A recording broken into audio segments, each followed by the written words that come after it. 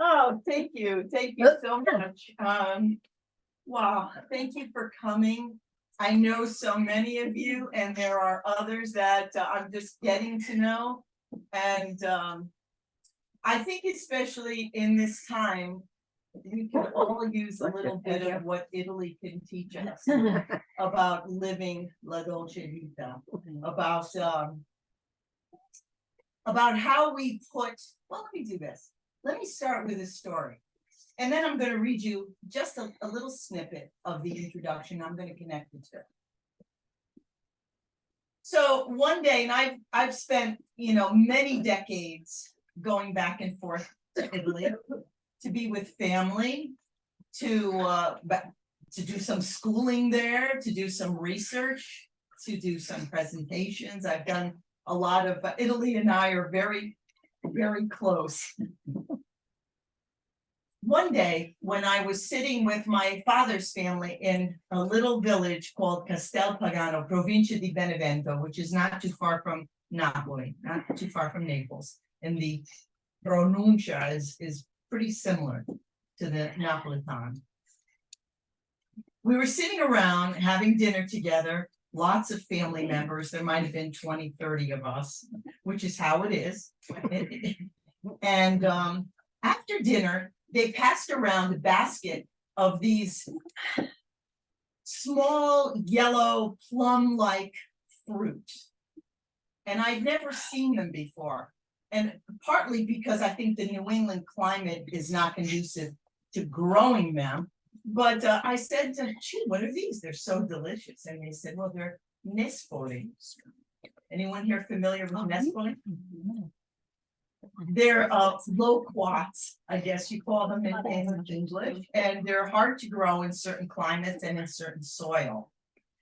So I remarked about how delicious they were, and before you knew it, these 20 to 30 people around the table, around a very simple, long table with a white tablecloth, began to suck off all of the fruit from their nespoli pit. My cousin Maria Rosa went in to wash them all off. They dried them all off. And for a few moments, time stood still. Because everyone at that table became so involved with telling me about the nespoli and telling me, now you're going to take these pits home with you. And this is how you're going to plant them so you could enjoy them at home. And it was a small detail, and it was only a fruit, right? But it was so important to everyone at that table to give me the pleasure of taking that experience home with me to the United States. They went into detail about how deeply to plant them, where to put them. And of course, that was contagious. And then I became interested because at first I thought, oh, bring these seeds. Oh, I mean, but then seeing their joy, it got me really interested in how I would plant these nespoli to bring a little bit of them home with me. Just a little bit of that experience of that day. And you put it this way in the window, and you put it this deep in the box or in the pot that you plant it in. You make sure it has this much sun. You make sure you water it this time. And that moment, that snippet of time, that snapshot in time is why I wrote this book. Because it's the feeling of Italy. It's the classic universal tenets that have been passed down for centuries that never change, no matter how much globalization, no matter how much influx of other cultures. There's this kind of thread that holds together what we call the dolce vita. And it's in our thoughts, in our mindset.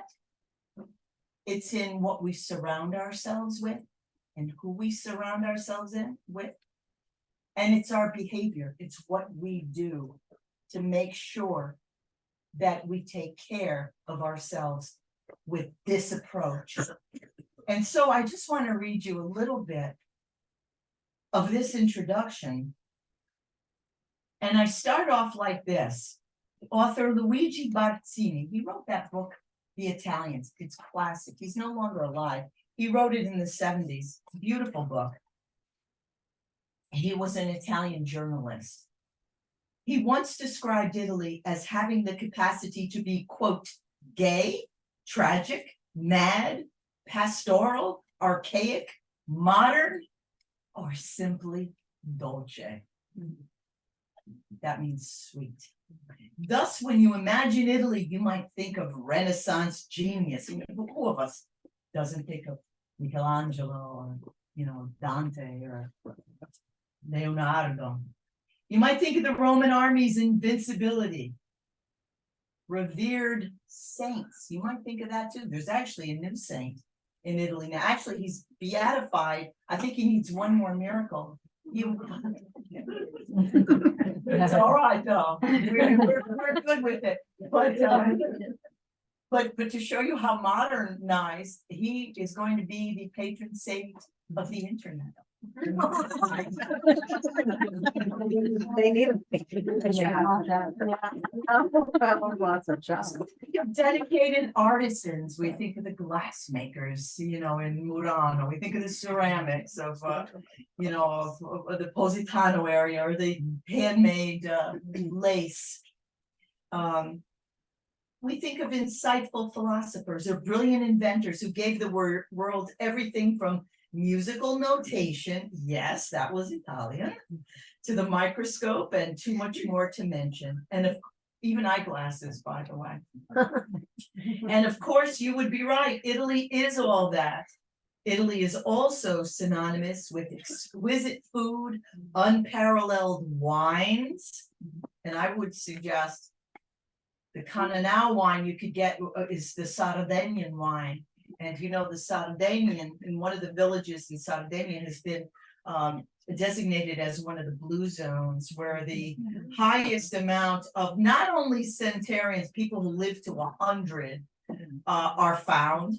But the interesting thing about that part of Italy is that, in most places, the male and female death rate is a little bit different. It's about equal there. So one of the things that they have regularly on their table is this Cananao wine. Not that I'm advocating wine. And by the way, there's so many of you who know me in this audience. I get a little bit, and I do have a list of Italian swear words in here. But I also say don't use them, or at least don't. Yeah, and gestures too, but okay. It makes life colorful, doesn't it? And of course, you would be right. Italy is all that. Italy is also synonymous with exquisite food. And I would say, although this is not about, travel, but if you do go to Italy, try to go off the beaten track, because the restaurants in the tourist areas will cater to foreign tastes. And you won't find the most authentic cuisine. But in the little osteria, where the mom and pops are out in the back kitchen cooking for their family, and they have some extra, and they have a few tables out there, that's where you go. Never eat spaghetti with a spoon. Just a tip. Practice before you go. Practice with your fork only. You think of sunlit fields, thermal springs, innovative cinematography, confident women, suave Italian well-dressed men. We can't argue with that either. However, there's one Italian cultural element that doesn't receive nearly as much press as all of that aforementioned, because rather than being a tangible representation, it is a philosophical mindset of the Italian approach to life. It is the simply dolce description in Barzini's phrase that I read you at the top of this, which we will examine closely in this book. So regardless of the political and bureaucratic reasons for which Italians may admit they're disgruntled in the land of Petrarch, in the land that Petrarch named the Bel Paese back in the 14th century, On a daily, more personal level, the concept of la dolce vita, or the sweet life, refers to the ability to savor simple pleasures throughout the course of an ordinary day. Yeah. And sometimes what it takes, all it takes sometimes, is to be aware of those simple pleasures in the ordinary day. And it doesn't take a lot of money. You know, if you can go to a spa, fine. If you want to go get a massage, fine. That's not what it requires, though, in the land of la dolce vita. It is the nestle. It is the interest and the support that people give you over a simple gesture, like showing that you love the fruit they served you. And suddenly everybody takes that as the most important thing in their day right now, is to make this as pleasurable for you as they can. And when you show appreciation for these moments in your day, they increase. The subtitle of this book, and I love this book, I do hope you get a copy, not only to gift to yourself, but to give to other people. Because with all that's going on now, you need that balance, that kind of emotional salve that balances out all the things you see on the news. You got to turn it off. And you have to dedicate some time to making your life dolce. And in a recent survey, 97-98% of people said they recognize that self-care is important. Self-care practices are important.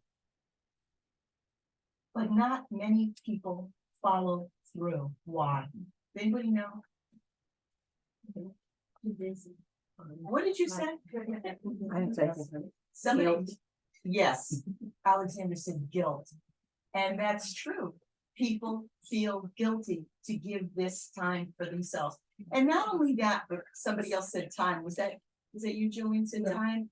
So time too, because yes, it takes time. And yet you would all admit that if somebody you loved needed your attention and needed your time, you'd be right there and you'd give it to them.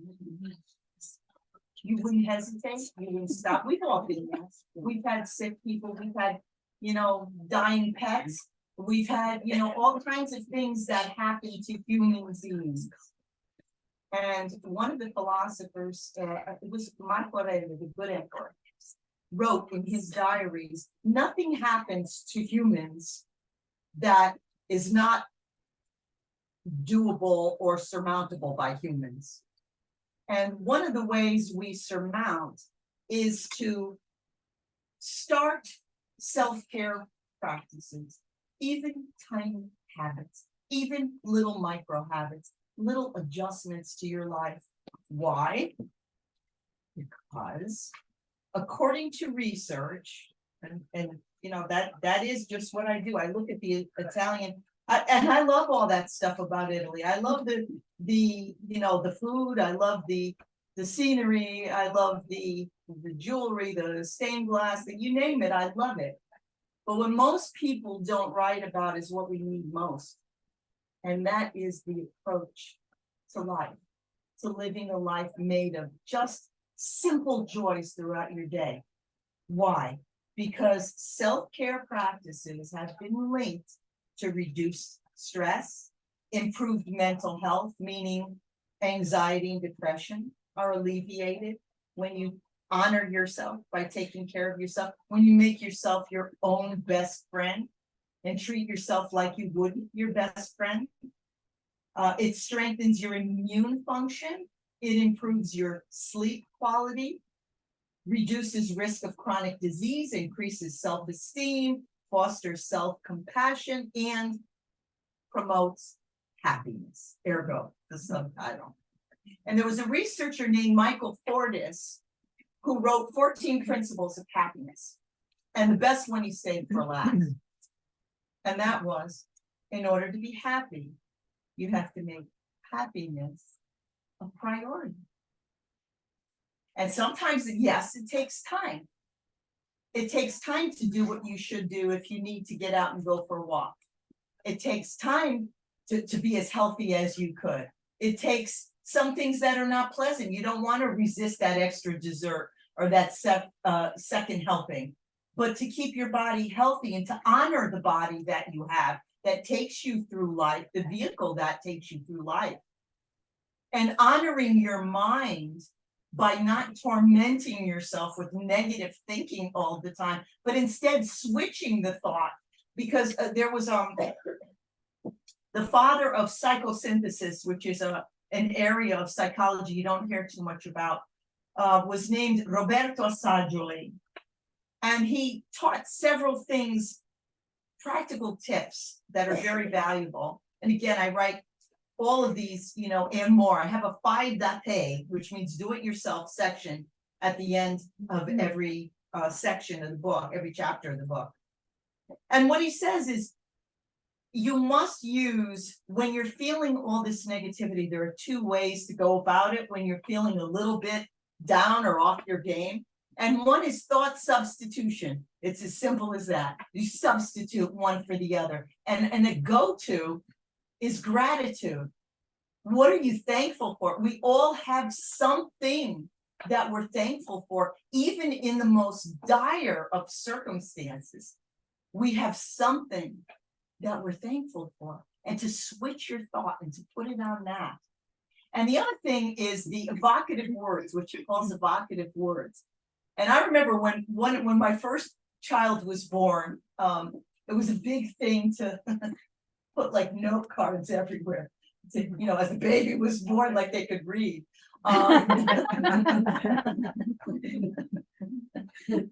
She doesn't let me forget that either. However, reminding yourself of positive words, according to Roberto Assagioli, really has an effect on your emotions, on your mood. Uplifting words, words that are uplifting to you, put them in sight. Write them on a post-it or an index card. Just put them in sight, and you'll notice how your day starts to change. So in this book, I divided it into several sections, and Jackie, you could tell me because I could, you know, people know me here, right? So, am I running? You're still good. So I divided this book into 6 sections, and I thought they were the most important sections to help my readers. And again, I consider this a self-help book for those who want it. It's not done at all in a preachy way, because people can do certainly what they want to do. But this was one way I could document all of what I learned and observed and researched throughout my decades of not only, you know, growing up, living in my extended Italian family, going back and forth to Italy with my grandfather, going to the, doing some university in Italy, and doing presentations and staying with my family members there for the times that I have. So I wanted to honor them by documenting what I observed, what I researched, what I experienced. And I also wanted to document ways that could help people, whether you're Italian or not. I mean, there are a lot of people that enjoy learning about intercultural kind of ways that inspire them, that help them through a day, that give them inspiration. This is a book you actually put by your bedstand. You don't have to read it in sequence. You could read little sections, you could read the whole section.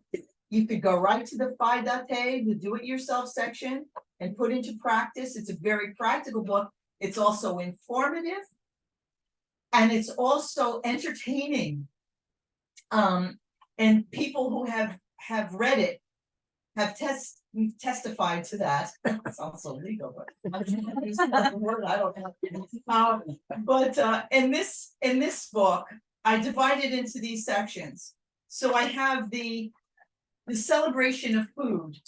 And I go into, you know, back in the 1950s is when the Mediterranean diet first came on the map with the research of Ansel Keys, who saw that in the Western world, people were dying early of heart disease. Not so in Napoli, in the southern Mediterranean basin.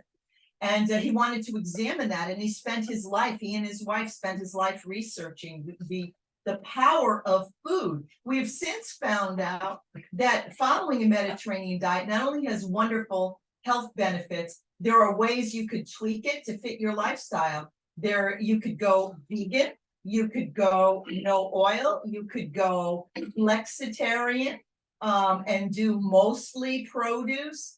But in Italy, it's also very important. In this, if you ever get to Italy, make sure you also, another reason I asked you to go to local osteria or trattoria is because the food comes from the same, and the products come from the same local area. It's very, very fresh. And they have what they call in Italy, zero chilometer. And that means they prefer foods that are grown right there in their hometown. And that's why when college students go away, they ask their parents in Italy to send them some of the local products that they can't find where they are in other parts of the world. So I talk about that. I talk about snacks, and even Leonardo da Vinci wrote extensive notes. And he also taught us how to eat. And what he said was, don't eat to excess, and don't eat things that have been altered with things that are not natural. So he didn't have the word organic then, but to the extent that you could, gardening, there's a branch of psychology called eco-psychology, and that focuses on our interaction with nature and its influence on our emotions, our minds, not only our bodies, because we're out there working, we've got the vitamin D from the sunshine, but also there's something about working with nature, working with the land. So if you could grow a little garden, how much more fresh can you get in terms of your produce? Even if you don't have a lot of land, little pots, you'll see in the balconies in the big city of Italy, everybody has pots of this or that growing. They don't necessarily have farmland or yards like we do here. And if they do, they certainly don't have grass to mow, because they consider their land useful. It's useful to grow food. So it's not just about having like this pretty green, patch of grass. So I talk about everybody knows about Nutella, of course, and it started out with Italians, including my grandfather. We used to share a snack of pane e cioccolato. Does anybody know what that is? Bread and chocolate. And it was just a Hershey bar back then on a slice of Italian bread. And to this day, see, this is the power of food.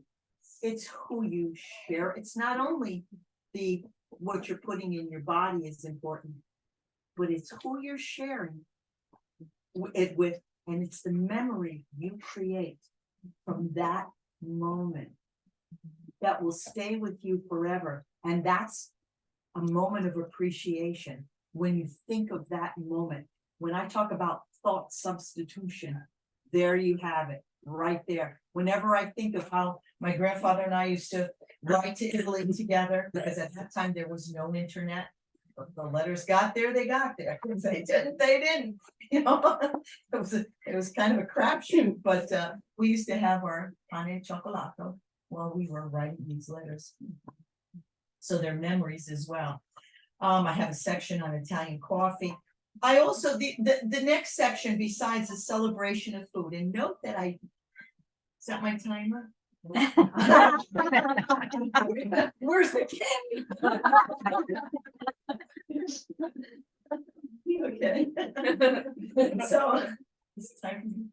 No, you can keep going, but you might want to transition to question. I'll transition. I'll transition. We could do a wrap.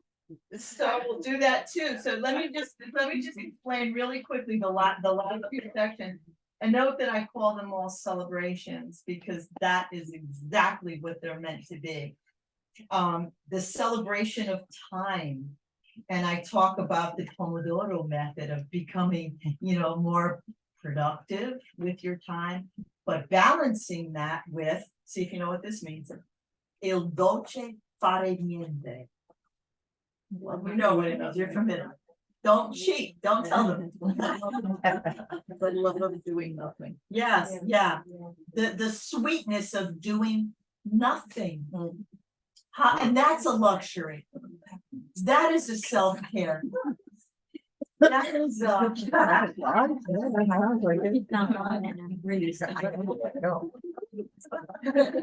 what time you know that?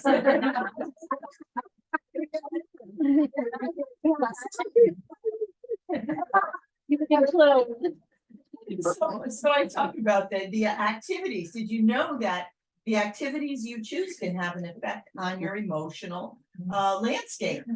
The celebration of self, where I give you some tips on how Italians see themselves, how they carry themselves, how they project the confidence of the bella figura, which is something my mother and grandmother were very much into. Beauty secrets of the Italian stars. I got some of those in there too. A section on powerful and accomplished Italian women, which we don't hear that much about. There's a section there, and I've got, you know, some lovely friends here from our all-girl high school, St. Mary's. I'm not about to break in stuff.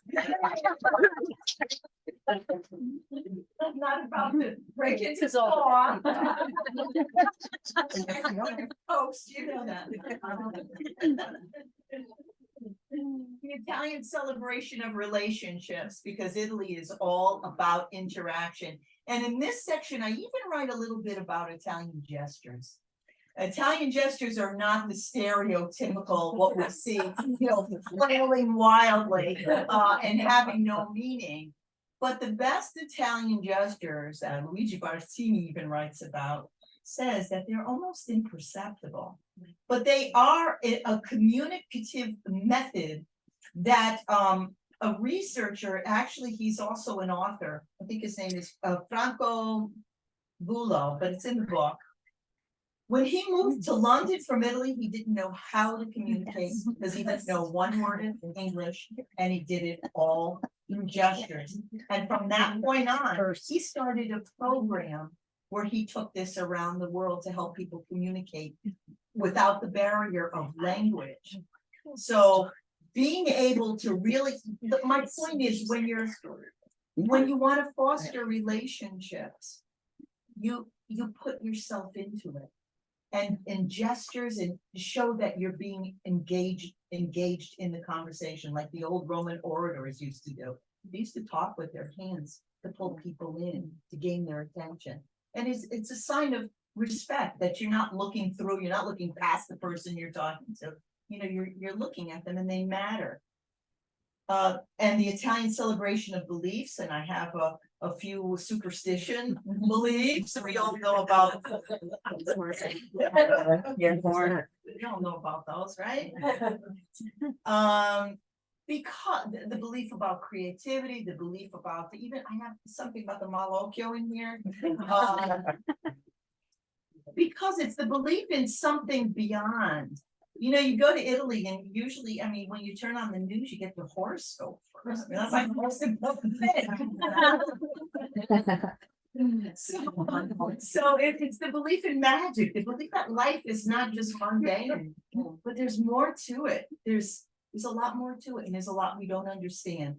And then finally, the celebration of lifestyle, which includes the love for cats, you know, and dogs in Italy, and family and home, how we care for our home, the power of music, all of that in here. And I could go on for hours, but right now, we are going to take questions, I guess, first. And if you want to do the raffle first, Michael. Whatever you prefer. Questions, yes. I want to know how you know she was from Italy. Oh, she wasn't talking about me. I was talking to the woman in the back. You're from Italy as well? Di che parte d'Italia? Isola di Sia. Oh my gosh. I have never met anyone from that part of Italy. Wonderful. Yeah. You go back often? Not anymore, but I used to all the time, yeah, kind of have a stop it when my husband was real sick, but you know, I used to, yeah. Quite a bit. Yeah. And my mother talked about Nestle all the time, and I wanna know the status of your seeds, are they true? I get one. Oh, you don't want to know about my garden. But I tried. I tried. I called Italy. I what's happening in my nest, but it just wasn't. It wasn't. Persimmons. Yes. I didn't eat when I was a child, I hated food, but I ate persimmons. Persimmons, And that's so I big bought time. persimmons. Yeah, especially in the north. Did you say Ischia? Istria? Trieste. Oh, Trieste, Istria, the Istria region. Mhm. In fact, I gave a talk a couple of years ago. Do you know Maria Santalesca from the Istria Club in New York? No, I don't. Oh, you know what? You've got to connect with them because I gave a talk to them a few years ago, right? You came with me, my friend Sue came with me. I will be going there again in the spring. Oh, wonderful. Yeah, lovely women from Istria who maintained that love of Italy. Yeah, very nice. Any other questions? I think bishops had Nestle once. That's how I've had them. Oh. Just saying. Okay, good tip here. Very good tip. We gotta call them. They're probably seasonal and during the summer, right? Nestle, what do they call them? Loquats? I don't remember, I but would as you say- describe them, I could remember the moment. The golden plums. They're not the same as golden No, plums. no. Okay, I've got to call, I'm gonna call them this Yeah, week. yeah, I give you a number to call. Yes, sir, question. So my last trip to Italy, I went with my nephew who's significantly younger than me, and I noticed that him and his fiance. It was very important to them to find McDonald's and Starbucks. And found out that was perfect. I converted all over to the Starbucks, convinced them the little cafe bar on the corner, was a better place to go, but. It is so disheartening for me too. I remember, of course, this past summer when I was in Venice, there's all these beautiful, sites and ancient monuments and buildings. And there's a Burger King. But it's not, this is not new because when I did my doctoral research in Verona, I got off the train and there was a Blockbuster. So unfortunately, that adds to the economy which Italy needs. But I will say this, most Italians use fast food places in very limited occasions, like their kids' birthday parties. You won't, of course, most of them don't have drive-throughs because Italy doesn't have the room for that anyway. And the notion of driving and eating while you're driving, I mean, that's just not what it is. It's not what I talk about. Exactly. You know, with the bathroom. That's true. Because actually, when you get the coffee at McDonald's, which you couldn't find my husband wanted to put coffee. Yes. You go to McDonald's and you literally, it's like they're making. They a make it cappuccino. fresh, right? It's Yeah. fresh, and Yeah. the pastries are out. Yeah, And it's they different. use, so everything is like their flavor.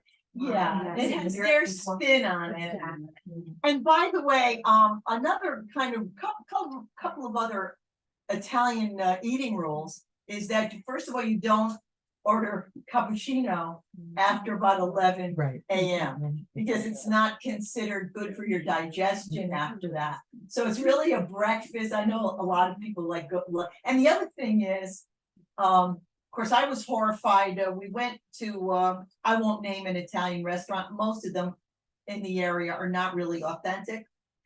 But they're more Italian American, and you can understand why, because when the Italian immigrants came here, they used the ingredients they had here, and it's different. Even the tomatoes are different. The San Marzano tomatoes in Italy are different. They're just, that's what you should cook with. But when I saw shrimp parmesan on the menu.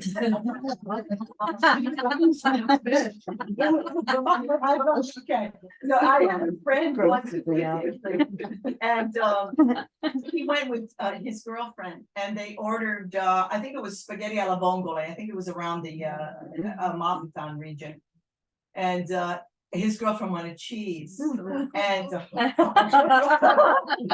so the mother of the chef came out and said, no, no. Not even doing it. So finally, the waiter, the chef, whoever it was, says, I'll get it for you. So went and got the cheese, put it on the table. The mother saw this and goes, oh, cheese doesn't go on sea. So, a couple of fun facts. And by the way, help yourself to the Italian cookies. They're from Mozzicato. One of my favorite places. Yeah. How would tourists, know whether it's an authentic Italian restaurant? You know what? I would ask the locals. Always ask the locals. There are certain places like when I was in Florence, the locals, I asked them, you know, because I was with my granddaughter this time and I said, where's the best place to get ice cream? You know, gelato. Did you know, by the way, when you go to Italy and you see the gelato that's all brightly colored and puffed up over the bins, don't buy it. It's pumped with air, it's pumped with dye, it doesn't have the flavor or the density of the kind of gelato that's really good ice cream. So look for the flat, not brightly covered, and they said La Carraia. Okay, that's what we found. And when we went there, of course, there was a big long line. There were mostly Italians there in line. It's authentic. So I would learn a few phrases and ask people, you know, dove l'osteria or dove un ristorante autentico. And yeah, that's what I would do. Some of it you won't find in the tourist books. You know, you'll find popular places there, but you won't find many of the, you know, unless you buy a book that says off the beaten track, something like that. Anyone else want to share their experience of Italy or? Yes. I'll go again. So the last time I was in Italy, we went to Amalfi, we rented a house. I met with the woman that took care of the house, and we started talking. And told her that my grandfather was from Amalfi, so it was really weird to see, you know, my grandfather. 15 minutes later, the husband was not in the door. He brought over fresh tomatoes that he picked out of the garden. Yes. Yeah. Which I then turned into, clam sauce in pasta. Yeah. Very, very common. And another delicious dish of the Amalfi Coast, because I've spent quite a bit of time there, is the stew that they make with the octopus ink. And there are a lot, you know, Italians don't waste anything. They don't waste food at all. And whatever they have available and local to them, they could turn it into the best meal you've ever eaten in your life. Even though you look at it and you say, well, you know, it's blue. No, you start eating it and it's really delicious. So anyone else, or shall we do the raffle, Michael? Yeah, if there anybody needs to sign up still, that's something. So I think Raeleen, you were saying you're gonna pick a number between 1 and 4. Yeah, but so I think we'll let, where's Jack? I think we'll let Jackie pick a number because everybody's got their name on the list at some number. And I think we'll do, what I have here to raffle tonight is a Pandoro. Now, does anybody know the difference between, I got this at Mozzicatos today. Does anybody know the difference between Pandoro and panettone? Green. No. No, but good guess. Yeah, exactly. So. I should have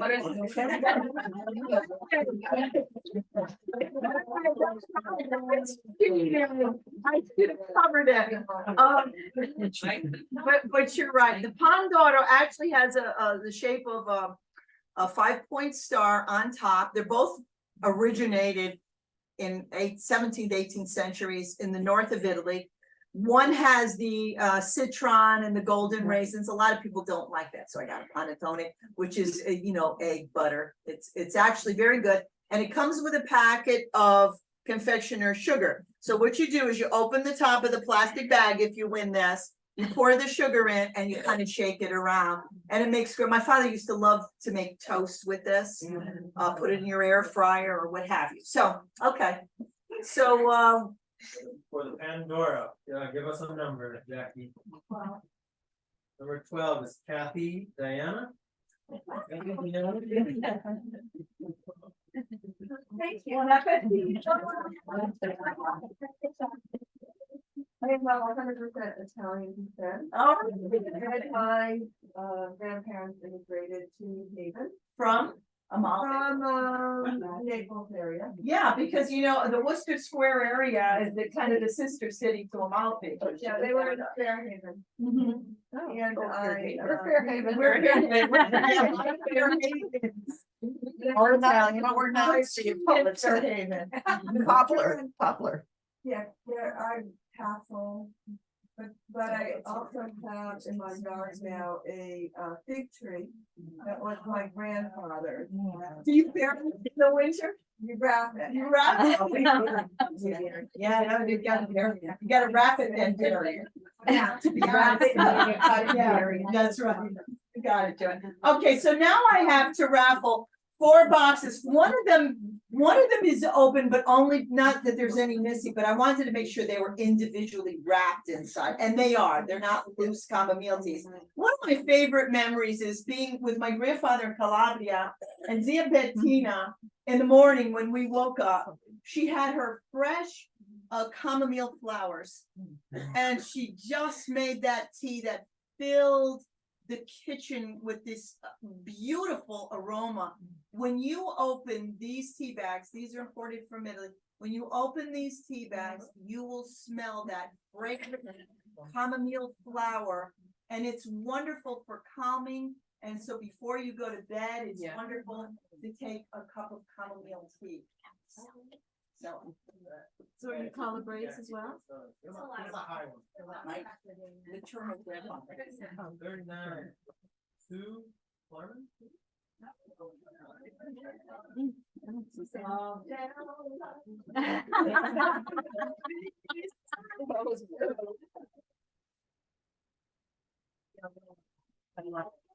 Number 5. Number 5. Tim Valana. Somewhere in the middle. We went at 22. 22, Jane. Thank you. One more. To 27. 27 is Francis Guidon. You're very welcome. And don't forget to help yourself to the cookies. There's napkins here, there's tongs. You can certainly do that. Help yourself to the pens if you'd like one.